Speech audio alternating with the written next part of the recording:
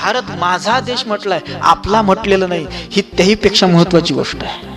माझं घर म्हटल्यावर माझ्या घरात मी कुठेही गुटखा खाऊन थुंकत नाही, कुठेही पान खाऊन थुंकत नाही, कुठेही काही खाल्ल्यानंतर त्याचा कचरा कुठेही कोण्याही कोपऱ्यात फेकत नाही.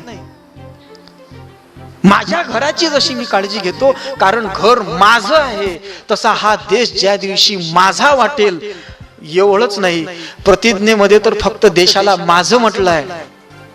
राष्ट्रसंत तुकडोजी महाराज त्याच्यापेक्षा एक पाऊल पुढे गेलं, त्यांनी देश माझाही म्हटलं आणि त्या माझ्या देशाला प्यारा म्हटलं. मुझे प्यारा भारत मेरा, तुकडोजी महाराज म्हणतात, मुझे प्यारा भारत मेरा, भारत माझा आहे